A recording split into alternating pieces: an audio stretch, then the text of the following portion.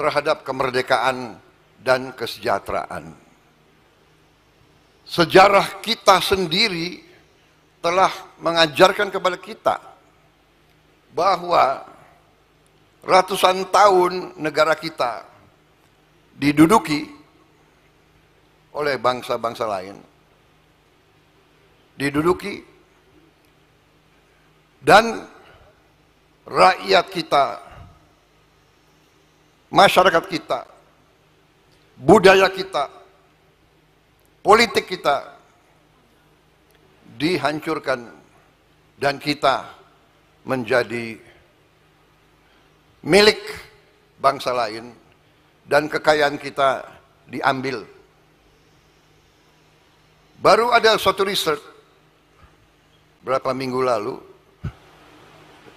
yang menceritakan kepada kita bahwa selama Belanda menjajah kita, Belanda telah mengambil kekayaan kita senilai dengan uang sekarang senilai 31 triliun US dollar. Produksi domestik bruto kita sekarang adalah 1,5 triliun US dollar. Berarti kekayaan yang telah diberikan atau diambil dari bangsa Indonesia adalah sama dengan mungkin 18 kali seluruh produksi bangsa Indonesia, 18 kali GDP kita, atau sama dengan kurang lebih 144 tahun anggaran kita 140 tahun. Dan selama Belanda menduduki Indonesia, Belanda telah menikmati GDP per kapita nomor 1 di dunia. Saudara-saudara sekalian, apa yang itu mengajarkan kepada kita? Mengajarkan kepada kita, kalau kita sekarang berhasil menjaga kekayaan kita, mungkin GDP per kapita kita juga salah satu yang tertinggi di dunia, dan hampir semua lembaga-lembaga ekonomi dunia sudah meramalkan bahwa ekonomi Indonesia bisa. Our defense outlook, a defensive posture. We have no external interest, and we do not aspire to have.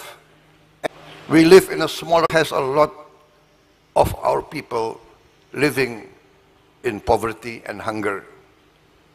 That's why we want to concentrate in lifting our people from poverty, eating hunger,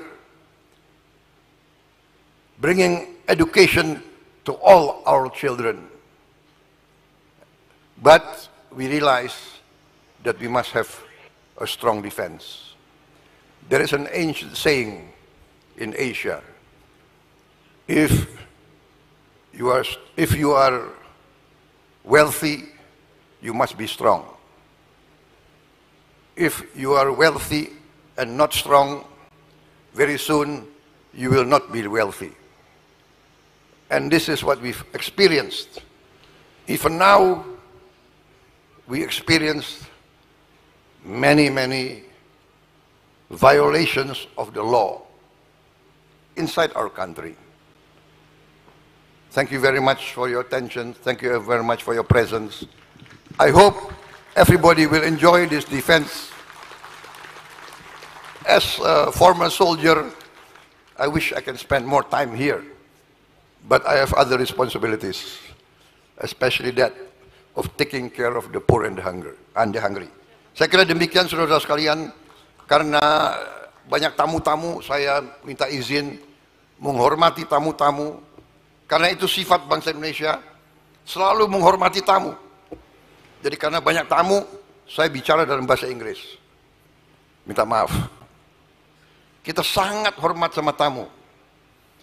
Saking hormatnya, ada tamu yang ratusan tahun nggak mau pergi dari Indonesia. Terpaksa kita harus bertempat